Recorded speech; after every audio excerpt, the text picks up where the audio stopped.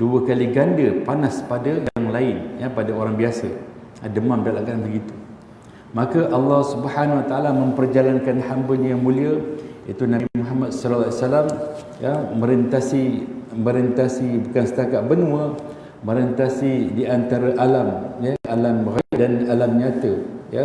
Begitu juga Allah Taala menunjukkan kebesaran Allah Subhanahu Wa Taala yang sepatutnya perjalanan itu menjangkau masa yang begitu lama, mungkin ribuan tahun, tetapi Allah Taala pertunjukkan kepada Nabi SAW hanya pada satu malam itu sahaja, ya.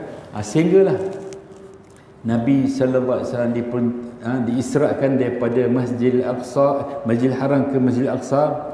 Dalam perjalanan tersebut Nabi SAW singgah di beberapa tempat, antaranya di Taibah, di Madinah, kemudian di Tur Sina tempat Nabi Musa, di Baitul Laham, begitu di Baitul Maqdis, di 5 tempat ini. Kemudian daripada Masjidil Aqsa diangkatkan Mi'raj hingga ke langit yang ke-7, dan di atas langit yang ke-7 itu tempat Sidratul Muntaha, mana junjungan besar Nabi Muhammad sallallahu alaihi wasallam mengangkat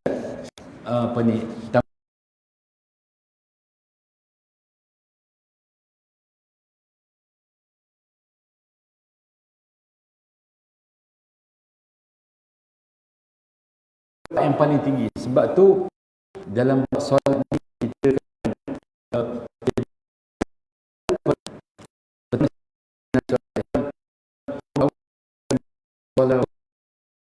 sinin, perintahkan anak kamu melakukan solat ketika berumur 7 tahun.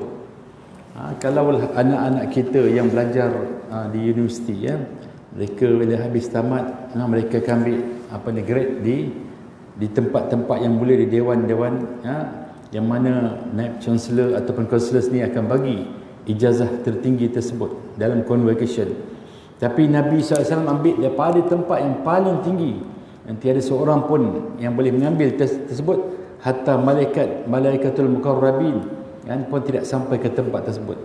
Tapi Nabi SAW ambil tanggungjawab solat tersebut untuk dipersembahkan kepada umat, supaya inilah dia yang mana daripada 50 waktu hingga bila berjumpa Nabi Musa AS, Nabi Musa minta kurangkanlah, kerana umat Nabi Muhammad SAW ni kecil-kecil belaka dibandingkan umat Nabi Musa, kan.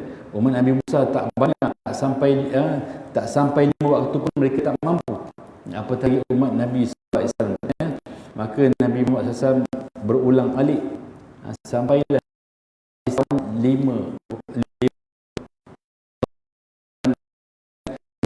bil hasanati falahu 10 amsal,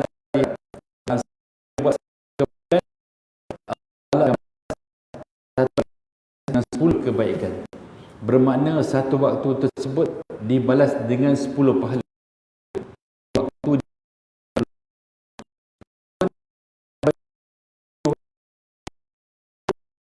lagi dengan pahala 50 waktu. Begitulah kemuliaan yang Allah Subhanahu Wa Taala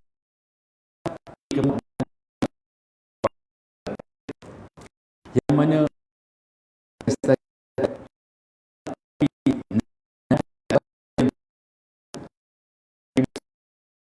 bercita-cita untuk menjadi umat Nabi.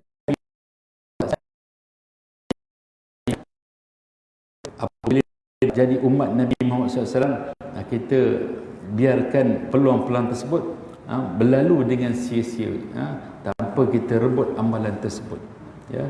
Maka kita sekarang ini, kan, yang sepatutnya dalam usia sebegini, ya, kita berpuluh tahun kita menyambut Isra' Mi'raj, dalam bab tanggungjawab kita yang patut kita pesan kepada anak isteri kita, tanggungjawab kita.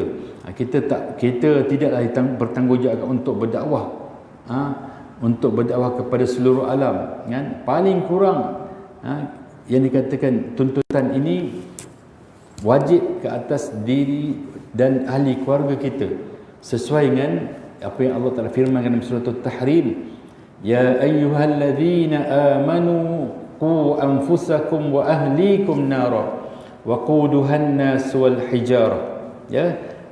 Wahai orang-orang yang beriman, pelihara diri kamu dan ahli keluarga kamu daripada azab api neraka Allah, yang mana batu-batu berhala dan manusia menjadi bahan pembakar api neraka. Dalam bab berdakwah, Allah Ta'ala berfirman surah Al-Imran, wal takum minkum ummatun yad'una ilal khair wa ya'muruna bil ma'ruf wa yanhauna 'anil munkar. Hendaklah ada satu golongan, ya, bukan kata semua, ada satu golongan yang mana mereka berbuat kebaikan dan menyuruh kepada kebaikan, begitu juga menghalang pada kemungkaran. Tapi dalam bab tanggungjawab kita selaku ketua rumah tangga, selaku ketua dalam kita menjaga anak isteri kita, Allah Ta'ala perintahkan pada setiap ketua keluarga, pelihara diri kamu dan ahli keluarga kamu daripada azab api neraka, ya, yang mana neraka itu dijaga alaiha malaikatun ghilazun syidad. Yang menjaga neraka itu ialah malaikat-malaikat yang keras dan kasar layanannya, yang mana mereka tidak pernah menderhaka kepada Allah dari segala hal yang diperintahkan ke atas mereka. Jadi dalam bab solat contohnya, kan, kita dah bertemu dengan yang dikatakan Isra Mi'raj ni puluhan tahun. Tapi kadang-kadang ilmu yang kita ada ketika zaman sekolah rendah sampai sekarang kadang-kadang di tahap yang sama sahaja, ya.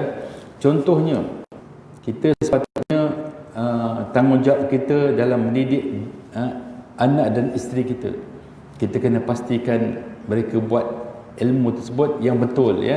Walaupun anak-anak kita belajar di kafa ataupun sekolah agama rakyat dan sebagainya, tetapi sudah menjadi tanggungjawab kita berpesan kepada mereka sesuai dengan saranan Nabi sallallahu alaihi wasallam, murru auladakum bis-shalah wa hum abna sab'a sinin. Perintahkan anak-anak kamu melakukan solat ketika berumur 7 tahun. Ya, sebelum melakukan solat tu pastikan dalam bab taharah tu mereka selesai. Kadang-kadang kita terlepas pandang. Kita hanya mengharapkan mereka belajar di sekolah tersebut, sekolah agama, kafa, dan mereka boleh pandai sendiri, kan? Walaupun ketika pembelajaran tersebut, kalau sebelum era pandemik, ya, maknanya dalam satu kelas sampai 40 ke 50 orang. Mana mungkin seorang ataupun asatizah yang nak memastikan keseluruhan anak murid mereka faham apa yang diajarkan tersebut. Melainkan kitalah yang mengekalkan kesinambungan pelajaran anak-anak tersebut, dengan kita tanya balik bagaimana.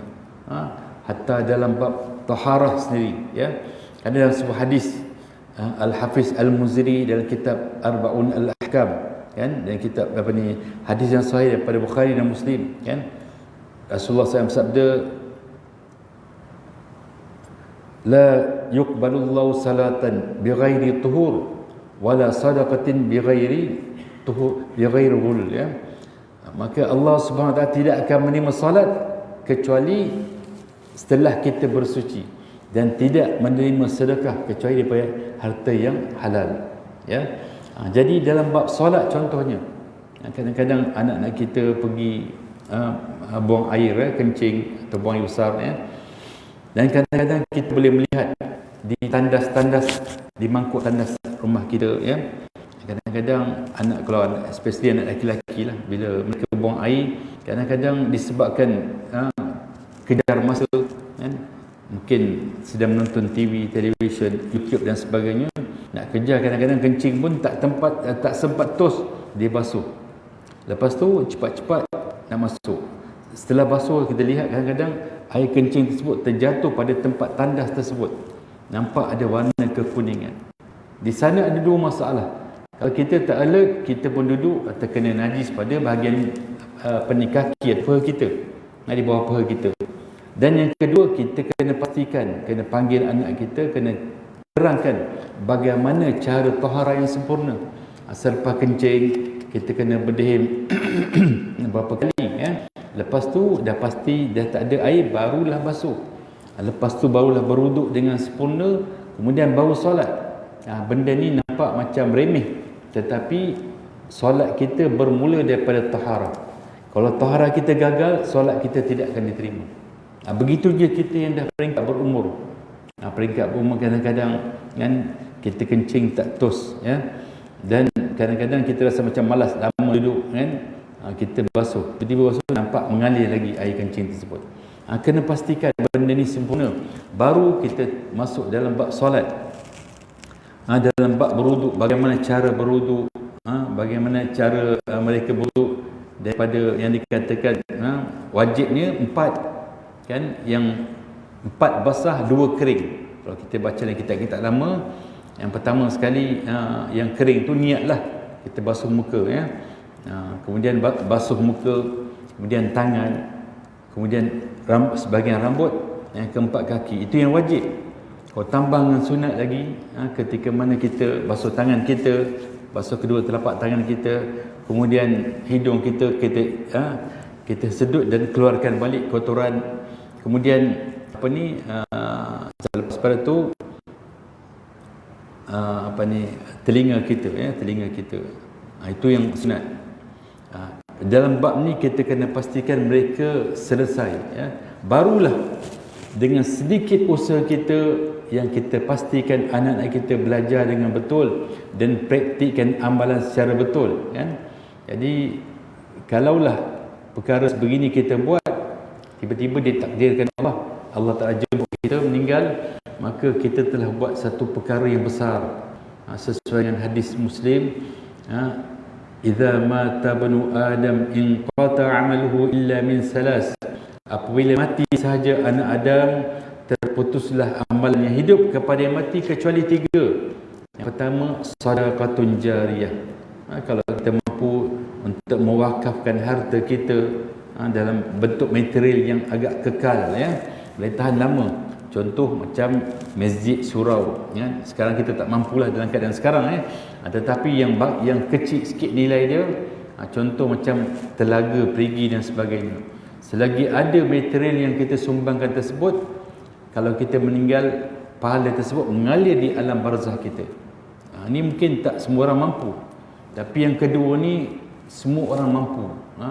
Yang pada al-ilmu yuntafa'u bih, ilmu yang bermanfaat. Yang saya sebut tadi, kan, kita pastikan pelajaran anak kita mereka dapat secara sempurna. Kadang-kadang kita boleh habiskan masa bersembang dengan kawan-kawan, kan. Bukan tak boleh sembang, kan. Kadang-kadang ada yang bukan kaki masjid surau contohnya, boleh lepak di kedai mamak, kedai kopi berjam-jam pagi sampai petang. Kalaulah masa tersebut setiap detik dan saat digunakan untuk mengajar, mendidik anak-anak mereka, itu satu pahala yang besar, kan. Kita meninggal, mereka mengamalkan apa yang kita ajar, pahala itu dah mengalir di alam barzakh kita. Kemudian yang ketiga, awaladun salihun yad'ulah, doa daripada anak-anak yang soleh. Mereka mengangkat tangan doakan, ya Allah, rahmatilah 2 ibu bapaku. Mereka yang bersusah payah membelaku, melahirkanku dengan darah dan air mata, begitu juga membesarkanku dengan peluh, dengan air mata dan keringat, ya Allah. Setiap titisan air mata, peluh dan darah tersebut, berilah pahala yang berganda-ganda di barzakh, kan. Maka direct sepakat ulama, tidak ada khilaf, doa daripada anak yang soleh diterima.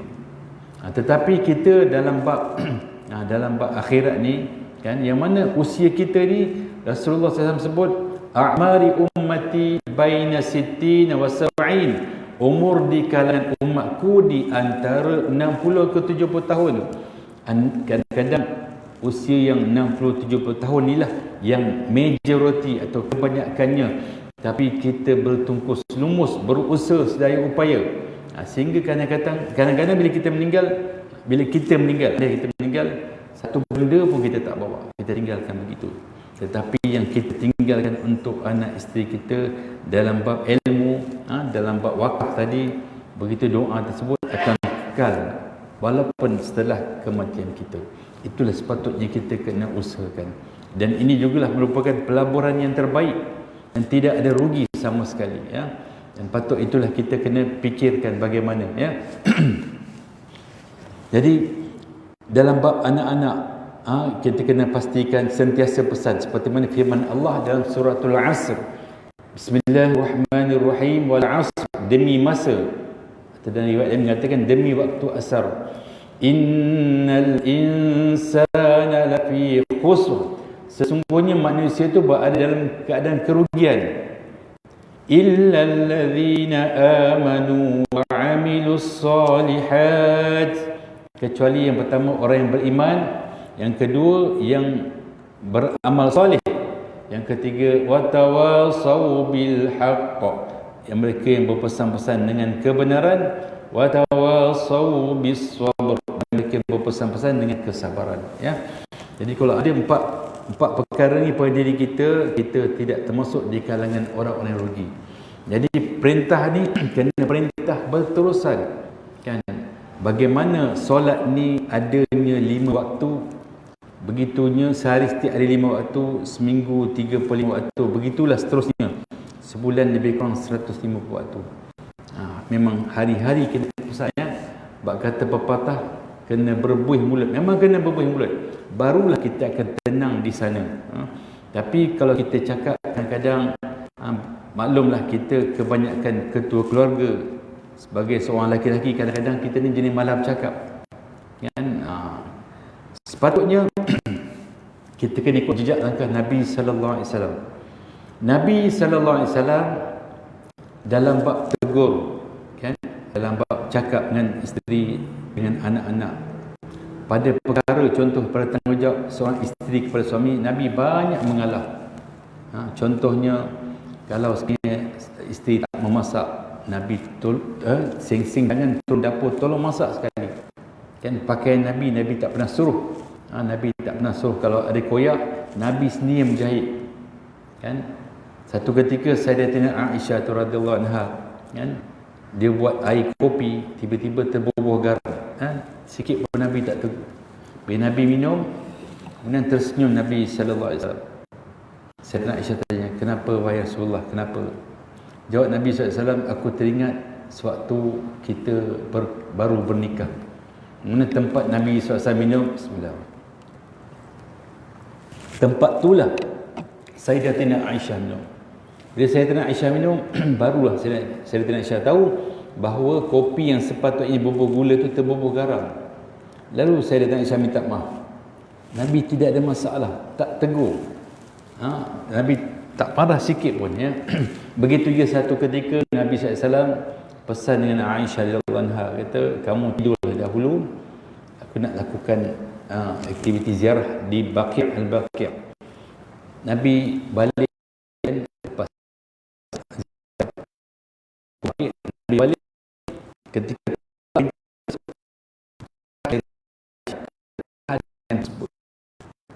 ke Nabi SAW, Nabi SAW tak jadi tolak pintu tersebut. Ambil tak,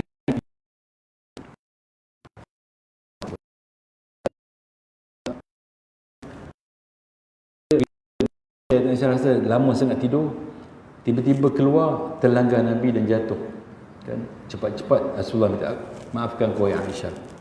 Kata Sayyidatina Aisyah,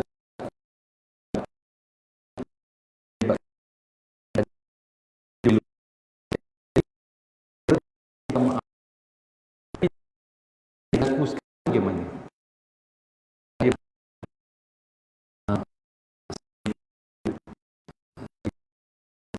Lebih 3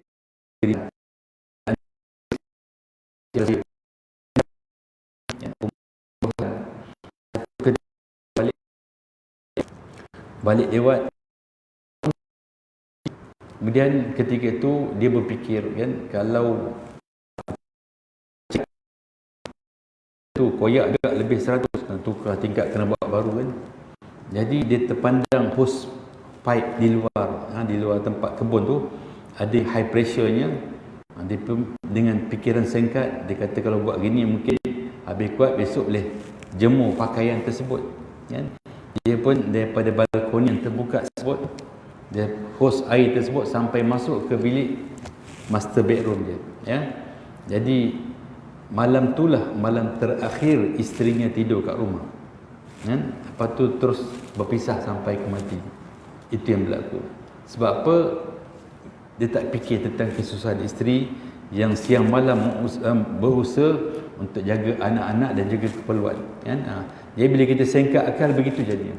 Sepatutnya contoh Nabi SAW kan, dalam bab tanggungjawab kan, di antara suami isteri, Nabi banyak mengalah. Tetapi dalam bab tanggungjawab terhadap Allah, Nabi tidak akan tunduk sama sekali. Ya, apa contohnya, satu ketika seorang sahabat Abdullah Ummi Maktum datang bertandang ke rumah Nabi SAW. Ya. Tiba-tiba Sayyidatina Aisyah pun keluar kat hall kan. Jadi Rasulullah nampak Sayyidatina Aisyah keluar. Rasulullah tak cakap apa. Bila balik saja Abdullah bin Maktum, Rasulullah tanya, kan, engkau tak nampak ke tadi ada luar tu ada tetamu datang? Dia nampak. Kenapa duduk depan? Aisyah Allah jawab, kata, bukankah dia buta wahai Rasulullah? Ya betul, memang dia buta. Adakah engkau juga buta? Ya? Adakah engkau juga buta? Maknanya Rasulullah dalam bab hukum ni Rasulullah tegas kan, walaupun dalam bab lain, dalam bab tanggungjawab suami isteri, Rasulullah banyak lebih kurang. Yang sepatutnya kita begitulah kan. Kita kalau isteri nampak masak, tak kisahlah kita beli dari kedai mamak ke beli kedai mana-mana, masakkan tom yum ke, bawa balik masak kan. Kalau tak sediakan, kita sediakan. Tetapi dalam bab aurat, dalam bab solat, kita kena tegas. Ini hukum Allah, tanggungjawab kita. Jadi kita dah banyak sangat kita komen dalam bab masakan, dalam bab layanan dan sebagainya. Tetapi dalam bab yang sepatutnya kita tegur, kita tak tegur. Inilah kesilapan kita kan? Kalaulah kita buat seperti mana Nabi SAW buat, maka isteri kita tak ada masa nak cari kesilapan kita.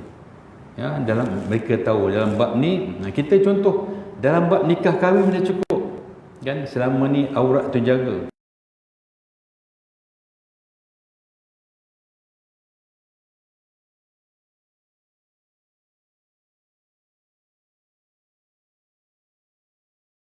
Ada gaya Hindustan dia, gaya Jepun dia, semua gaya dia. Dalam keadaan sepatutnya aurat tersebut jaga, habis terdedah. Ini kadang-kadang kelemahan kita yang patut kita perbetulkan. Yang keduanya, kadang-kadang kita cerita untuk orang di luar sana, bagaimana kadang-kadang setiap kali ada apa-apa dalam medsos, banyak sangat yang orang berkomentar, suka komen sana komen sini. Yang sepatutnya kalau ada kelompongan, kecacatan dalam keluarga, itulah sepatut ditegur kan, bukan sibuk tegur orang di luar sana. Saya ketika mana selain sebagai penceramah bebas, saya juga sebagai perawat atau pengamal perubatan Islam. Ketika saya merawat satu family lah kan, jadi ketua ataupun ayah tu, dia duk cakap, dia kata orang ni pakai tudung tak betul, pakai tudung nampak rambut gini kan. Ketika dia bercakap tu, anak isteri tak pakai tudung, dia sibuk tegur orang lain pakai tudung. Dia ada suami, ada bapa, sepatutnya biar dia buat. Engkau ni ada anak isteri tak pakai tudung, dia sibuk cerita pasal orang lain. Inilah kadang-kadang tanggungjawab yang sepatutnya daripada kita tak buat. Kita sibuk dengan tanggungjawab di sana. Ini ibrah daripada mana Nabi SAW ketika mana Mi'raj. Nabi lihat bagaimana ada seorang yang mengambil kayu, kayu untuk dibawa. Kayu tu dia letak di banyak di belakang dia kan, sampai tak larat dia letak lagi, jatuh dia letak lagi, begitulah seterusnya. Ada orang yang mana kukunya seperti mana kuku tembaga, kemudian dirobek-robek badannya hingga berdarah, kemudian dijadikan kembali, kemudian begitulah seterusnya. Sebab apa? Dia tadi itu sebab amanah yang diberi, dia tak lakukan amanah tersebut kan, yang mana Nabi sallallahu alaihi wasallam bersabda dalam riwayat Ad-Dailami, innallaha sa'ilu kulla ra'in amma istara'ahu ahafiya dhalika am dayya'ahu hatta yus'ala ar-rajulu an ahli baitih. Sesungguhnya Allah Subhanahu wa taala akan bertanya kepada setiap pemimpin.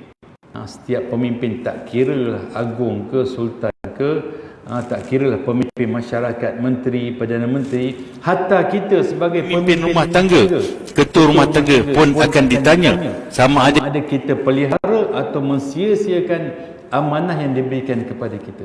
Semua orang tak terlepas akan ditanya.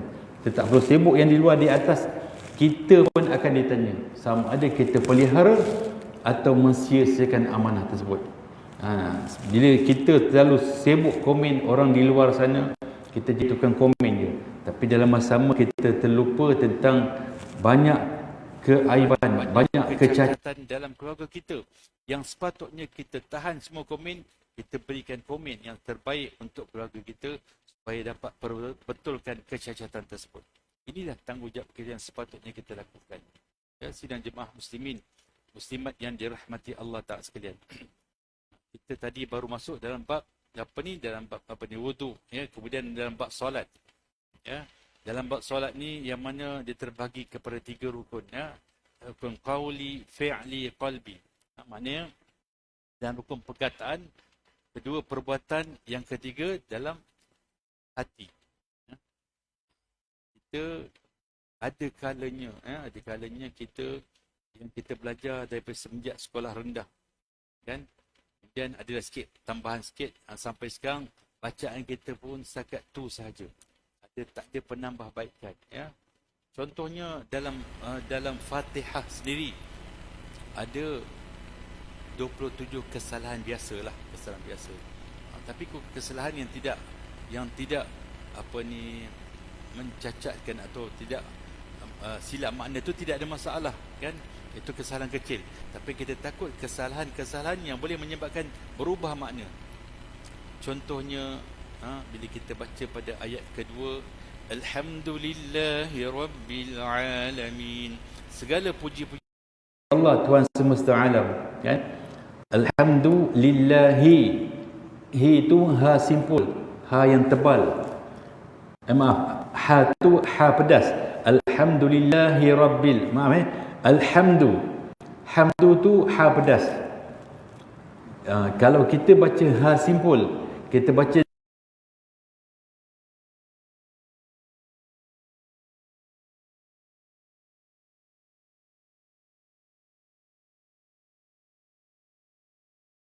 kita tak sebut alhamdu, kita sebut alhamdu, bermakna di sana kita bukan puji ke atas Allah, kita laknat ataupun kita mengutuk Allah SWT, segala kecelakaan ke atas Allah. Hanya satu huruf yang berubah. Alhamdu, segala puji-pujian. Kalau kita tukar ha pedas tu kepada ha simpul, kan, jadi alhamdu, jadi segala kecelakaan. Itu satu contoh. Dan dalam Fatihah sendiri ada 7 tempat yang mana kita silap sebut, kita bukan puji Allah, puji syaitan. Antaranya hamdu tadi. Alhamdu, puji Allah. Bila kita kutuk Allah, bila kita mencelakakan, bermakna kita puji syaitan di sana. Ya, ni dalam bab ni pun kita kena musyafahah. Sebagai persediaan kita lagi sebulan kurang lebih 28 hari kita nak bertemu Ramadan ni, carilah tuan-tuan guru atau ustaz yang arif dalam bahagian tajwid ni, supaya kita dapat semak bacaan kita, ya. Supaya apa? Supaya apa yang kita buat tu supaya tidak tersilap. Ya, pernah berlaku satu kisah, ya, bagaimana 2 orang kawan ni, mereka lama tak jumpa. Lepas habis sekolah tu, seorang pergi ke IPT, kan. Seorang tu masuk pergi lanjut ke Al-Azhar, ya. Yang pergi lanjut di Al-Azhar ni, selepas 30 tahun mereka berjumpa kembali. Yang sambung ke IPT yang tempatan, dia jadi animal right, ya, hak asasi binatang, ya. Kemudian satu ketika yang sahabat animal right ni, dia undurkan keretanya, dia teranggar seekor katak. Dia undur peletuk tangga katak, dia rasa sungguh terajis, kan. Bila katak ni jatuh, dia rasa sungguh terajis, kan. Sedangkan ketika ini banyak nyawa-nyawa umat Islam, kan, kepala melayang, dibunuh seolah tidak ada harga. Kadang-kadang kita tak alert tentang tu, tapi tak ada masalah lah.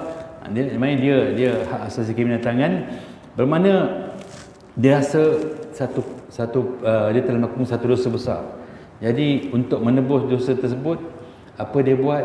Katak tersebut dia awetkan, kemudian letak haruman, kemudian letak bawah songkok ni, dia ikat serban, pergi ke surau, pergi ke masjid lah. Dia tak belajar ikut-ikut je. Jadi selepas 30 tahun, dia jumpalah kawan dia lama terputus hubungan. Nak tanya ustaz, nak tanya dengan Tok Imam, malu. Dia tanya dengan kawan dia, kan, ceritalah begini cerita dia kan. Yang dia ambil katak tu letak bawah songgok tu, dia pakai awetkan.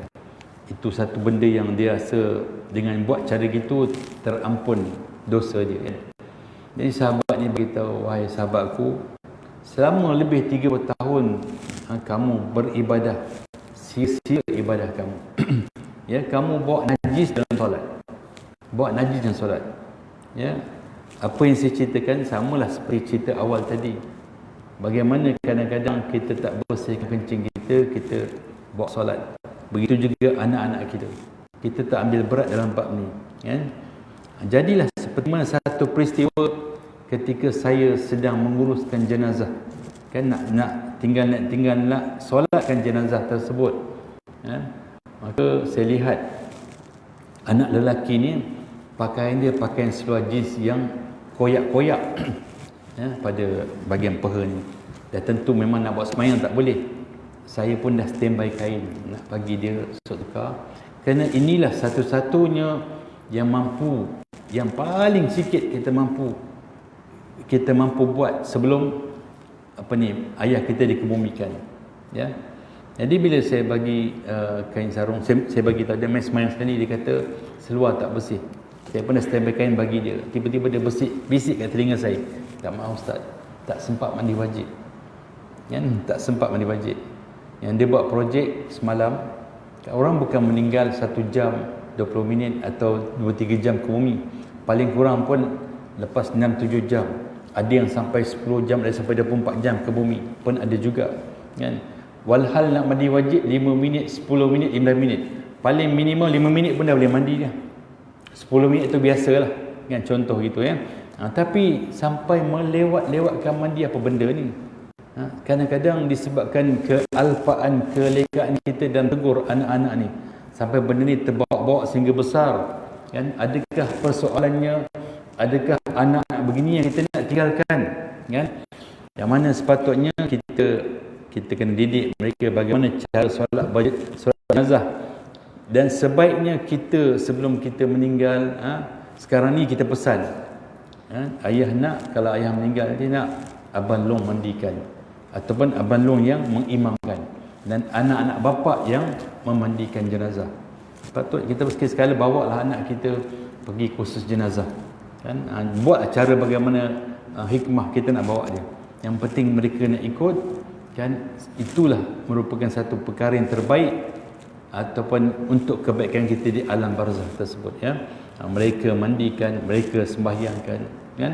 Ketika mana kita nak disembahyangkan jenazah tersebut, kalau di sana ada 100 para wali sekalipun, ada imam muda ke PU ke apa benda contohnya kan, hatta tidak sama dengan seorang anak kandung kita yang soleh yang sembahyangkan kan, walaupun anak tu bukan soleh lah kan, orang tu anak tu soleh, tiba-tiba bapak meninggal, ada ilmu, sebelum tu pakai subang kan, tiba-tiba dia buka subang, dia buang subang tu kan, dia pun nangis kan, taubat sekejap kan, pun nak habis sembahyang, ilmu tu ada, dia sanggup pimpinkan solat tersebut.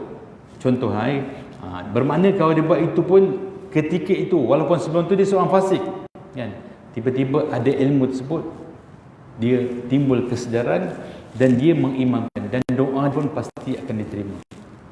Tapi persoalannya kita kena pastikan anak-anak kita sentiasa kita pesan ketika sekarang hayat kita. Kalau sekarang mereka dah besar panjang contohnya, pun panggillah sekali-sekala, bawa lah kan, belanjalah apa yang patut. Kali ini satu kita punya pewaris yang paling hebat kan, yang mana mereka inilah yang dapat membantu kita bandingan orang luar, kawan-kawan kita di sana. Bukan maknanya doa daripada kawan-kawan tak diterima ya. Terima maknanya yang itu ada khilaf. Ya, tetapi kalau anak kandung kita yang doakan, maka tak ada khilaf, sepakat ulama kata akan diterima ya. Sidang jemaah muslimin muslimat yang dirahmati Allah Taala sekalian ya. Jadi banyak ibrah yang kita dapat ketika mana peristiwa Isra Mi'raj ya, yang mana ada di antara orang yang ada daging-daging yang baik, yang bersih, tapi memilih daging-daging yang busuk, yang bernanah, itu yang dimakan. Itu bagi apa? Bagi mereka yang mempunyai isteri, suami yang halal. tetapi mencari yang haram. Ini di antara azab. Adalah dalam 2 bulan lepas seorang hamba Allah perempuan dia telefon.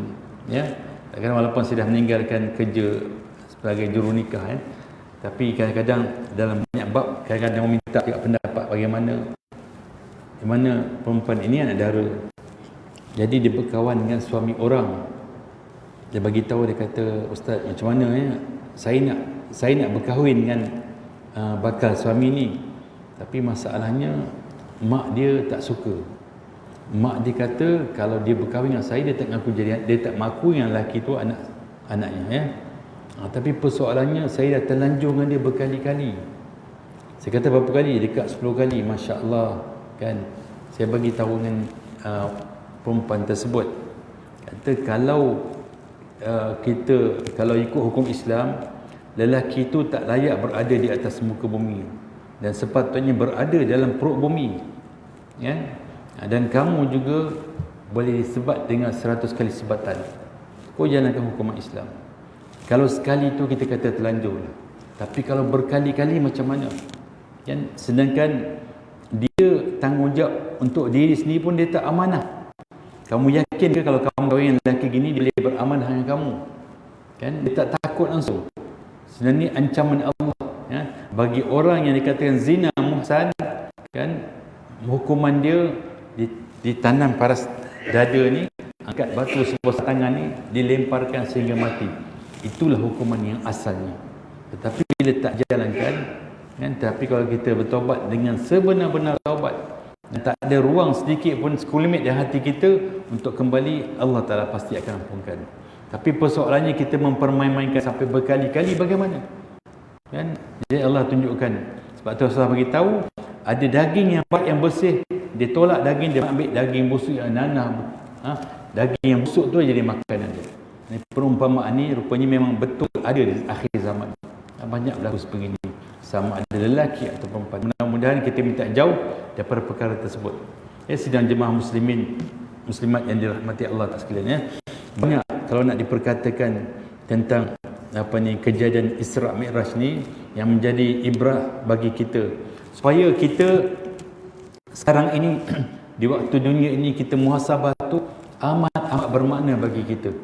Kita dapat perbetulkan, baik segi kita punya bacaan kita, sekarang ni kita yang tinggal lebih kurang 4 minggu untuk masuk ke Ramadan. Daripada sekarang kita praktiskan bacaan Quran kita yang Nabi sallallahu alaihi wasallam bersabda, yang mafhumnya, barang siapa yang membaca 10 ayat Al-Quran sehari, maka dia tidak termasuk di kalangan orang-orang yang lalai.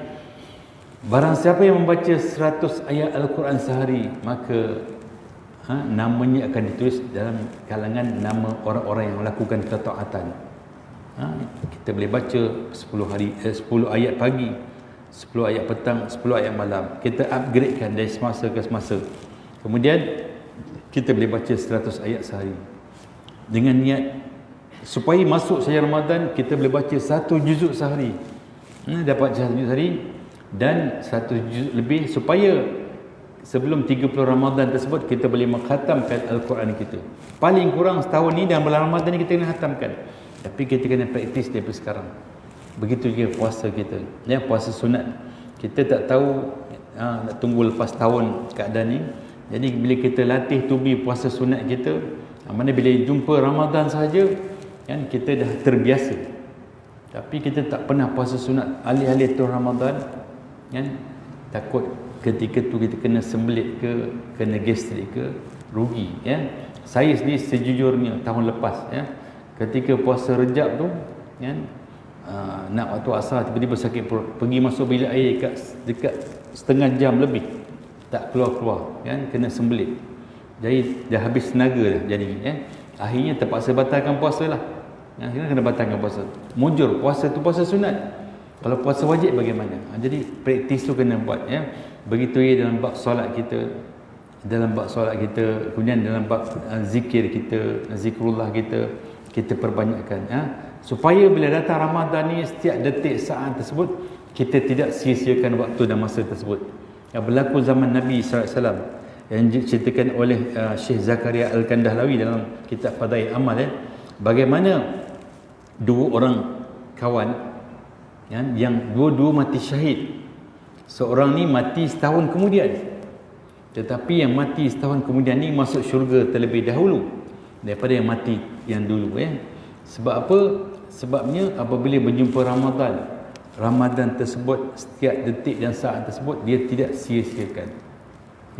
Jadi bila dia pergunakan sebaik mungkin Ramadan tersebut, dia mati selepas tu, jadi begitu punya banyak pahala yang dapat. Bayangkanlah yang kita baca ayat Al-Quran, contohnya kita baca Bismillahirrahmanirrahim, ada 19 huruf. Pada hari biasa dapat 190 pahala, tetapi pada waktu Ramadan digandakan 70 ke 700 kali ganda bacaan Al-Quran kita. Maksudnya dalam masa 1 jam kita dah jadi jutawan di akhirat. Bayangkan selama 30 hari tersebut. Sebab itulah orang-orang yang telah kembali, orang yang telah meninggal, andai dia dapat kembalikan masa tersebut, bukan minta 1 bulan, bukan minta 1 minggu, cukup 1 malam atau 1 jam ketika Ramadan, dia dapat kawarak balik dalam barzah tersebut. Sebab itulah di dalam surah As-Sajdah Allah Ta'ala berfirman, walau tara idhil mujrimuna nakisu ru'usihim 'inda rabbihim rabbana absarna wa sami'na farji'na na'mal salihan inna muqinun. Wahai Muhammad, sekiranya kau perhatikan orang-orang yang berdosa, orang-orang yang mujrimin ini, mereka apabila berada di neraka, ketika itulah baru mereka percaya dan mereka berdoa, ya Allah, kami telah menyaksikan, kami telah mendengar, ya Allah, kembalikanlah kami, farji'na, supaya kami dapat lakukan kembali amal salih, ya Allah, inna mungkin, pada hari kami benar-benar yakin, ya Allah. Tetapi ketika itu, kalau kita nangis dengan air mata darah sekalipun, sia-sia, tidak ada makna.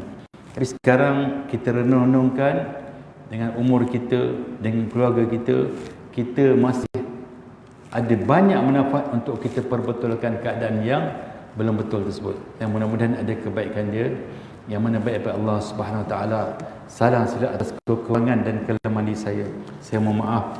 Saya akhiri nafas yang mulia. Aku qauli hadza wa astaghfirullahal azim. Wabillahi taufiq wal hidayah. Assalamualaikum warahmatullahi wabarakatuh. Bismillahirrahmanirrahim. Alhamdulillahi rabbil alamin. Wassalatu wassalamu ala asyrafil anbiya'i wal mursalin wa ala alihi wa sahbihi ajma'in.